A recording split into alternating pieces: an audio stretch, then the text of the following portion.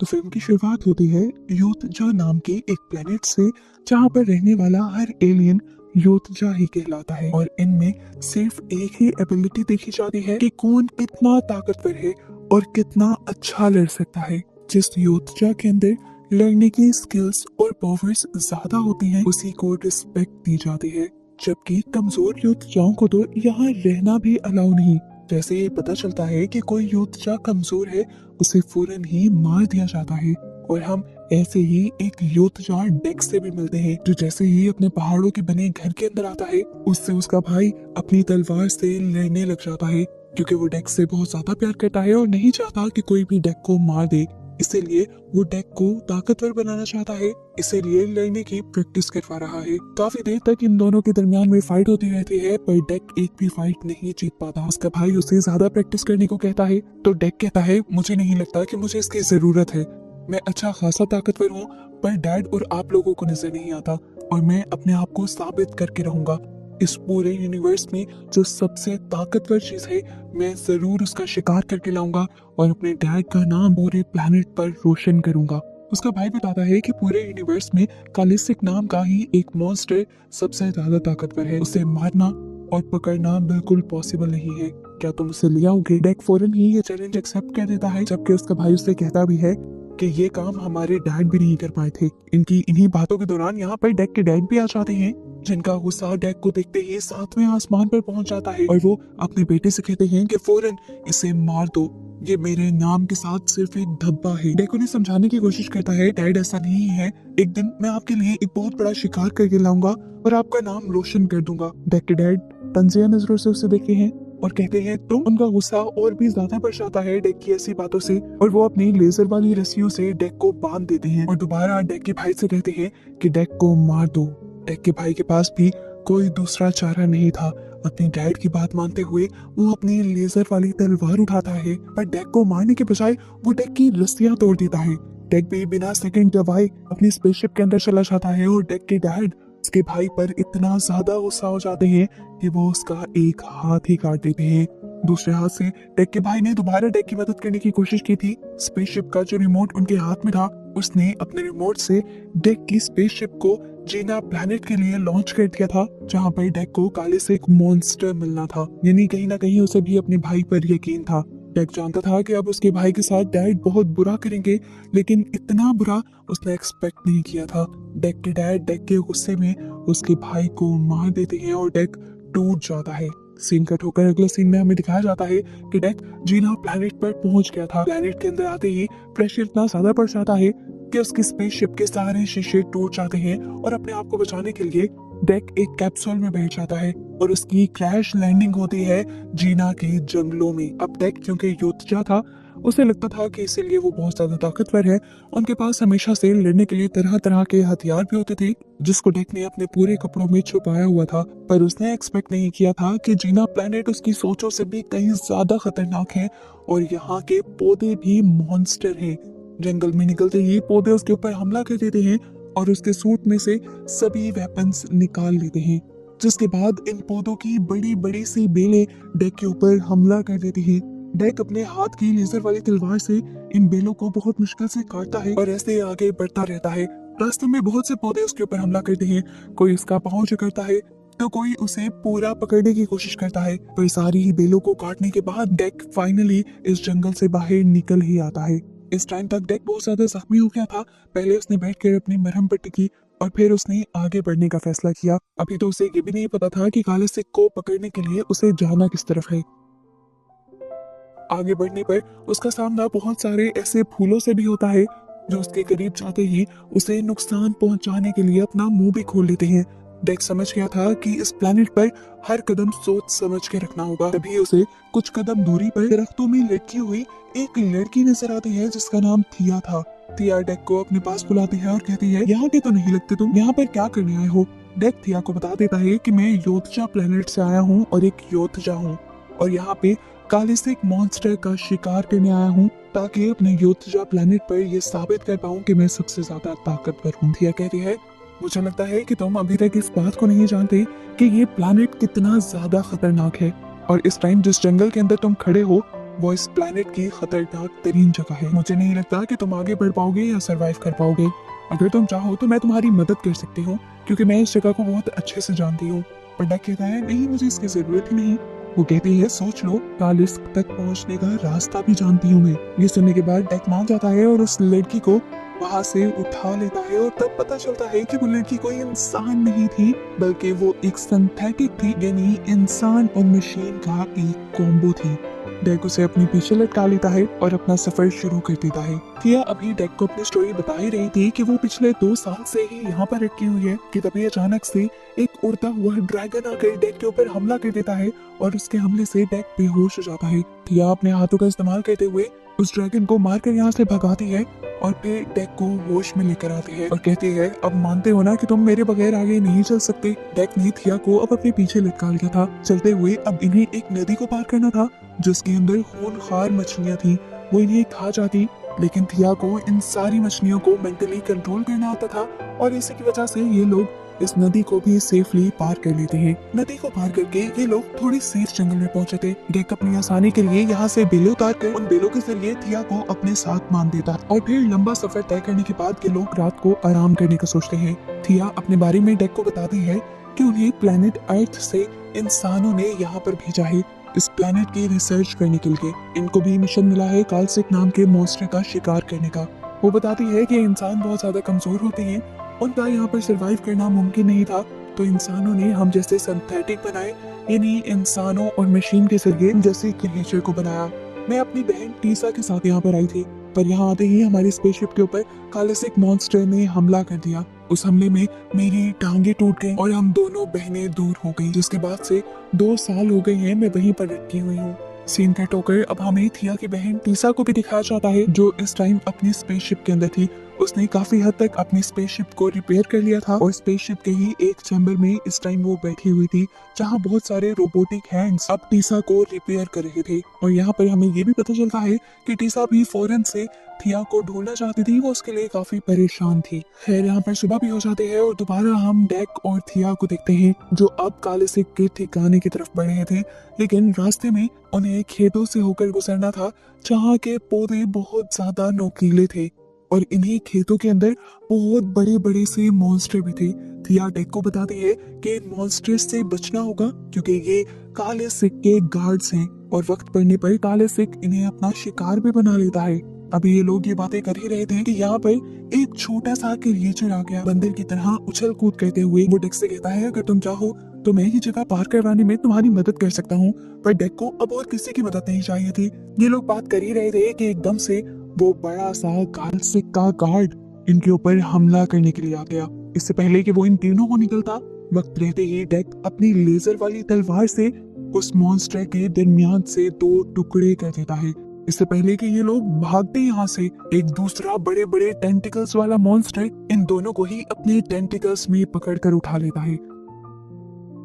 इससे पहले कि ये क्रिएचर उन्हें खा जाता, पहले वाला वो बेबी क्रिएचर उस क्रिएचर के टेंटिकल को काटते हुए इन दोनों की जान उससे छुड़वा लेता है और गुस्से में ये क्रिएचर अब उस बेबी क्रिएचर को ही पकड़ लेता है। और इससे पहले कि वो उसे खा जाता, डेक दोबारा बहादुरी दिखाता है और एक बड़ी सी जंप करते हुए एक दरख्त को तोड़ देता है जिस पर उस क्रिएचर ने अपना टेंटिकल फंसाया हुआ था। दरख्त उस क्रिएचर के ऊपर गिरता है और दूसरी तरफ से डेक भी जंप करते हुए आता है और इस क्रिएचर की आंख में हमला करते हुए उसे मार डालता है। और ऐसे फाइनली तीनों की जान बच जाती है और अब यहाँ से ये तीनों एक साथ चलने का फैसला भी कर लेते हैं। दूसरी तरफ हमें टीसा को दिखाया जाता है, जो अब अपनी बहन थिया को ढूंढने के लिए जंगलों में निकली थी और वहां पहुंच गई थी जहां पर डेक की क्रैश लैंडिंग हुई थी। स्पेसशिप से वो स्पेसशिप के बारे में सारी इंफॉर्मेशन पता चला लेती है कि ये स्पेसशिप योत्जा प्लेनेट से आई है और यहाँ पर एक योत्जा भी है। कड़ी से कड़ी मिलाने पर उसे ये भी समझ आ जाता है कि उसकी बहन भी उस योत्जा के साथ ही है। सिंगट होकर दूसरी तरफ हम दोबारा इन तीनों को देखते हैं जो रात गुजारने के लिए अब आग जला चुके थे। डेक और उस बेबी क्रिएचर को तो कुछ खाना था, इसीलिए वो दोनों अपने अपने लिए शिकार कर लेते हैं। पर थिया बताती है कि मैं एक सिंथेटिक हूँ, इसीलिए मुझे भूख नहीं लगती। इसके बाद थिया डेक से डेक के बारे में पूछती है तो डेक बताता है कि मेरे डैड मुझे मारने वाले थे और मैं अपने आप को साबित करना चाहता था जिसमें मेरे भाई ने मेरा साथ दिया। उसने मुझे स्पेसशिप में बिठाकर रीना प्लेनेट के लिए लॉन्च तो कर दिया, लेकिन पीछे से मैंने देखा कि मेरे डैड ने मेरे भाई को ही मार दिया था। और अब मैं हर हाल में अपने भाई का बदला लेने के लिए उस मॉन्स्टर को पकड़ना चाहता हूँ और अपने डैड को ये साबित करना चाहता हूँ कि मैं और मेरे भाई गलत नहीं थे। दोबारा हम टीसा को देखते हैं जो अभी भी डेक की स्पेसशिप के अंदर थी। वो यहाँ पे डेक के वेपन्स देखती है और उसे सबसे अच्छा वेपन वो लगता है जो किसी भी चीज को बर्फ में बदल सकता था।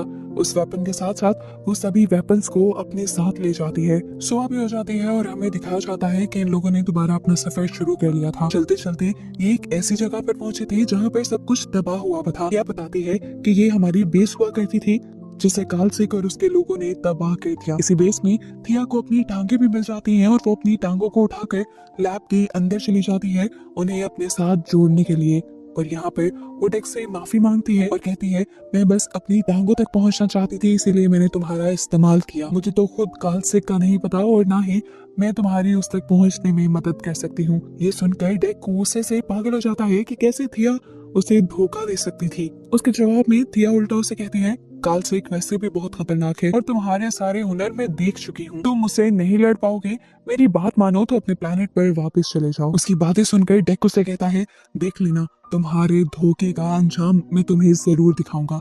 ये कहकर वो बाहर गया ही था कि उसके सामने बहुत बड़ी सी क्रिएचर आ गई। असल में यही वो क्रिएचर कालसिक थी जिसके पीछे वो यहाँ आए थे। उसका मुंह इतना भयानक था कि जैसे ही उसने मुंह खोला तो डेक की आधी बॉडी के बराबर था। वो डेक के ऊपर हमला करता है, इससे पहले ही डेक अपनी लेजर वाली तलवार से उसके ऊपर हमला कर देता है और उसके नीचे से गुजरते हुए उसे चीर देता है। पर इस सब का कोई असर, कोई फायदा नहीं था। कालसिक के अंदर अपने आप को हील करने की पावर थी। डेक ने जितने भी हमले किए थे 1 सेकंड से पहले पहले उन सारे हमलों से कालसिक अपने आप को हील कर चुका था। उसे में आकर डेक उसकी दुम को उसके जिस्म से अलग भी कर देता है और फिर जल्दी से आकर उसकी गर्दन पर भी हमला करता है। वो उसके सर को उसके जिस्म से अलग कर देता है, लेकिन कालसिक एक ही वक्त में अपनी दुम और अपने सर को भी दोबारा अपनी बॉडी से जोड़ लेता है। वो इमोर्टल था, मरना तो उसने था ही नहीं। आखिर में डेक जब एक चैन के जरिए कालसिक को पकड़ने की कोशिश करता है तो कालसिक उल्टा उस पर ही हावी हो जाता है। वो उसे मार सकता था, लेकिन बहुत ही अजीब काम हुआ, उसने डेक को सूंघा और छोड़ दिया। डेक भी हैरान था कि आखिर कालसिक ने उसे छोड़ कैसे दिया। टीसा भी हैरान थी कि कैसे कालसिक डेक की जान बख्श सकता है। हालांकि वो इस टाइम उसी के जंगल में था। वो जानती थी कि अब कालसिक उनके ऊपर हमला करने के लिए आएगा, इसीलिए वो डेक के स्पेसशिप से लाए हुए हथियार के जरिए उन लोगों को बर्फ में बदल देती है और ऐसे वो फ्रीज करके इन दोनों को पकड़ लेती है। लैब में लाने के बाद वो कालसिक के साथ साथ डेक के ऊपर भी एक्सपेरिमेंट शुरू कर देती है ताकि वो इनके बारे में और जान पाए। और इस सब की वजह से वो अपनी ही बहन थिया को साइड पे कर देती है और थिया अपनी बॉडी को जोड़ नहीं पाती। इसी वजह से थिया अब टीसा से भी नाराज थी और डेक तो पहले से ही थिया से नाराज था। वो कहता है तुमने मुझे धोखा दिया और तुम्हारी वजह से आज मैं यहाँ पर फंसा हुआ हूँ। यहाँ पर खुश थी तो सिर्फ थी टीसा, जो कहती है मॉम बहुत ज्यादा खुश हो जाएंगी जब वो जानेंगी कि मैंने तुम दोनों को पकड़ लिया है। वो मॉम उस साइंटिस्ट को कह रही थी जिसने टीसा और थिया को बनाया था। इस टाइम थिया टीसा से कहती है हमारा यहाँ आने का मकसद सिर्फ कालसिक को पकड़ना था। डेक को हमने क्यों पकड़ा है उसे छोड़ देते हैं, उसने मेरी जान भी बचाई है और वही मुझे यहाँ तक लेकर भी आया है। टीसा इस टाइम थिया की एक बात नहीं सुन रही थी और पूरी तरह से अपने काम में ही मसरूफ थी। डेक के ब्लड सैंपल्स लेने के बाद टीसा उन्हें टेस्ट करने के लिए चली जाती है और यहाँ इन पर नजर रखने के लिए टीसा का रोबोट आ जाता है जिससे थिया अपनी बातों में लगा लेती है और उसके जरिए डेक को आजाद करवा देती है। पता चलता है कि टीसा ने इस स्पेसशिप को लॉन्च भी कर दिया था अर्थ पर जाने के लिए और साथ ही उसने अर्थ पर इन्फॉर्म भी कर दिया था कि वो 2 एलियंस को लेकर आ रही है। पर क्योंकि अब डेक छूट चुका था वो इसी स्पेसशिप का दरवाजा खोलकर उस पर से जंप कर देता है। डेक फौरन से अपनी स्पेसशिप में आता है अपने वेपन्स लेने के लिए और स्पेसशिप को दोबारा तैयार करने के लिए ताकि वो टीसा का पीछा करके कालसिक को हासिल कर सके। पर इतने में ही टीसा को पता चल जाता है कि डेक भाग चुका है, इसीलिए वो दोबारा उसे पकड़ने के लिए वापस आने का फैसला करती है और इस मर्तबा वो अपने रोबोट्स की फौज से कहती है कि अब की बार अगर डेक ऐसी कोई हरकत करे तो उसे मार देना, उस मरे हुए को भी अर्थ पर ले जाकर हमें इनाम ही मिलेगा। थिया जो टीसा के इस प्लान में बिल्कुल भी साथ नहीं थी बल्कि वो डेक की जान बचाना चाहती थी, वो यहाँ पर बाकी सिंथेटिक्स और रोबोट्स को रोकने का काम करने लग जाती है उसकी टांगे फिलहाल जो उसकी बॉडी से अलग थी, लेकिन इस टाइम उसके माइंड के साथ ही जुड़ी हुई थी। वो भी थिया के लिए काम करती हैं और उनके अपने ही काफी सारे सिंथेटिक्स और रोबोट को मार देती हैं, जबकि थिया खुद भी बहुत सारे रोबोट से लड़ रही थी। फाइनली अब बाहर आकर थिया अपने आप को अपनी टांगों से जोड़ भी लेती है और अपनी बॉडी को कंप्लीट भी कर लेती है, जिसके बाद वो अब अपनी बहन टीसा से भी लड़ने के लिए तैयार थी। पर टीसा से लड़ना अब आसान नहीं रहा था, क्योंकि टीसा एक बहुत बड़े रोबोट के अंदर आ गई थी। ये रोबोट बहुत ताकतवर था और बहुत ही ज्यादा बड़ा था। टीसा इसके अंदर बैठकर इस रोबोट को कंट्रोल कर रही थी। इधर दिखाया जाता है कि डेक को दोबारा वो बेबी क्रिएचर मिला था, जो डेक को बताता है कि वो भी खालसी ही है और बड़े मॉन्स्टर का बेटा है, और वो भी अपनी मॉम को ही ढूंढना चाहता है। डेक उसे अपने साथ मिलाकर टीसा की स्पेसशिप के पास ले आता है, और स्पेसशिप के अंदर जाने से पहले वो जंगल से कुछ खतरनाक पौधे लेकर अपने लिए हथियार बनाता है, और इन्हीं हथियारों से वो टीसा के कई सिंथेटिक रोबोट्स को मार देता है। इससे पहले कि वो सबको मार देता है, उसके सामने टीसा आ जाती है बड़े से रोबोट में बैठकर, और अपने बड़े से चेन सॉ जैसे हाथ के जरिए बार बार डेक को मारने की कोशिश करते हैं। डेक हर तरीके से उससे लड़ने की और बचने की कोशिश कर रहा था, पर नाकाम हो रहा था। इतने में ही हमें थिया को दिखाया जाता है, जो अब अपनी बहन का लेंस लगाते हुए वो चैम्बर खोल देती है, जहाँ पर कालसिक को उसने बांध कर रखा हुआ था। उसने इस क्रिएचर को आजाद किया था सिर्फ डेक की जान बचाने के लिए। कालसिक भी कैद में गुस्से में पागल हुआ था। आते ही वो इस रोबोट पर एक ही वार करता है और ये रोबोट बहुत ज्यादा डैमेज हो जाता है, और फिर इस रोबोट का ऊपर वाला चैम्बर तोड़ते हुए वो टीसा को भी निकाल कर निकल लेता है। फाइनली इनको लग रहा था कि इन्होंने ये लड़ाई जीत ली। ये लोग सुख का सांस लेते हैं और डेक कालसिक के बेटे को उसके पास लेकर आता है, जिससे मिलकर कालसिक बहुत ज्यादा खुश हो जाता है। और यहाँ पर हमें रिवील होता है कि कालसिक ने डेक को इसीलिए नहीं मारा था क्योंकि उसे डेक की बॉडी से अपने बेटे की खुशबू आ रही थी, और वो काफी अरसे से अपने बेटे को ढूंढ रहा था। डेक भी कालसिक के मुंह पर प्यार करता है, और कालसिक अब थिया से भी मिलता है, वो भी बहुत ज्यादा प्यार से। और हमें पता चलता है कि कालसिक बहुत ज्यादा ताकतवर होने के साथ साथ रहमदिल भी है। अब इनका मिलना मिलाना चल ही रहा था कि एकदम से कालसिक फ्रीज हो गया, और ये किया था टीजा ने, जो कालसिक की बॉडी के अंदर अभी भी जिंदा थी, और उसके पास सबको फ्रीज करने वाला डेक का वेपन भी था, और उसी का इस्तेमाल करते हुए उसने कालसिक को फ्रीज किया था। जिसके बाद टीसा बर्फ के इस मॉन्स्टर को तोड़ते हुए इसमें से बाहर निकल आती है और आते ही डेक पर हमला करती है। पर तभी पीछे से उसी की बहन थिया उसके ऊपर हमला करते हुए उसे कमजोर कर देती है, और फिर अगला हमला उसके ऊपर डेक करता है और उसकी गर्दन को ही उसके जिस्म से अलग करते हुए फाइनली उसे मार देता है। डेक का अब यहाँ पर कोई काम नहीं रहा था, क्योंकि कालसिक तो मर ही गया था। इसीलिए वो थिया और छोटे मॉन्स्टर को लेकर अपने प्लैनेट योतजा के लिए निकल जाता है, और जैसे ही अपने डैड के सामने जाता है तो उसके डैड आज भी उसे देखकर गुस्सा होते हैं और कहते हैं चले जाओ यहाँ से, आखिर आते ही क्यों हो तुम यहाँ पर। ये सुनकर डैड कहता है आज तो मैं आपका सर ऊंचा करने के लिए आया हूँ, देखें तो सही मैं किसको लेकर आया हूँ। मैंने 2 एलियंस का शिकार किया है, अब तो आपको मुझे कबीले में शामिल करना ही होगा। डेक के डैड को उसकी किसी भी बात पर यकीन नहीं था, इसीलिए वो अपने 2 योद्धा को डेक को मारने के लिए भेज देते हैं। पर डेक जितनी मुश्किलें सह आया था, जितने बड़े बड़े मॉन्स्टर से लड़ आया था, इन 2 योद्धा से लड़ना उसके लिए कोई बड़ी बात नहीं थी। वो बड़ी आसानी से एक ही टाइम में दोनों से लड़कर दोनों को हरा देता है। लेकिन उसके बावजूद भी उसके डैड को उस पर रहम नहीं आता और खुद उससे लड़ने के लिए आगे आ जाते हैं। डेक के अंदर गुस्से और नफरत की आग भर जाती है, और वो अब अपने डैड से भी लड़कर उन्हें भी हरा कर मार देता है।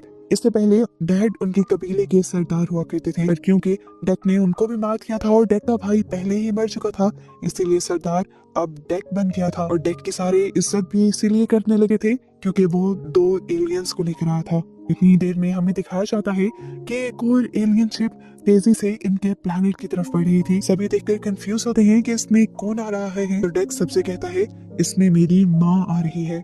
डेक अपनी माँ कालसिक को कह रहा था या किसी और को कह रहा था। इसी मिस्ट्री के साथ ये एलियन मूवी यहाँ पर खत्म हो जाती है।